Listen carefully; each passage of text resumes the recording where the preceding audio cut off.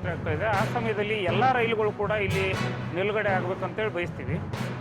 ಇದು ನಮ್ಮ ಪ್ರದೇಶ ಘಟಪ್ರಭಾ ಮತ್ತು ಗೋಕಾಕ್ ರೋಡ್ ಹೇಗಿದೆ ಅಂತಂದರೆ, ಇಲ್ಲಿ ಒಂದು ದೊಡ್ಡ ಘಟಪ್ರಭಾದಲ್ಲಿ ಕಾಯಿಪಲ್ಯ ಮಾರುಕಟ್ಟೆ, ನಿಸರ್ಗೋಪಚಾರ ಚಿಕಿತ್ಸೆ ಕೇಂದ್ರ, ಆಯುರ್ವೇದಿಕ್ ಆಸ್ಪತ್ರೆ, KHI ಆಸ್ಪತ್ರೆ, ಆನಂತರ ಇಲ್ಲಿ ಜಗದ್ವಿಖ್ಯಾತ ಗೋಕಾಕ್ ಫಾಲ್ಸು, ಈ ರೀತಿ ಎಲ್ಲಕ್ಕೂ ಇಲ್ಲಿ ಅನುಕೂಲ ಆಗ್ತದೆ. ಅದಕ್ಕೆ ರೈಲ್ವೆ ಬೆಳೆದರೆ ನಮ್ಮಲ್ಲಿನ ಪ್ರವಾಸೋದ್ಯಮ ಹಾಗೂ ಇಲ್ಲಿರ್ತಕ್ಕಂಥ ಇತರೆ ವಾಣಿಜ್ಯ ಚಟುವಟಿಕೆಗಳಿಗೆ ಒಂದು ಪ್ರೋತ್ಸಾಹ ಸಿಗ್ತದೆ.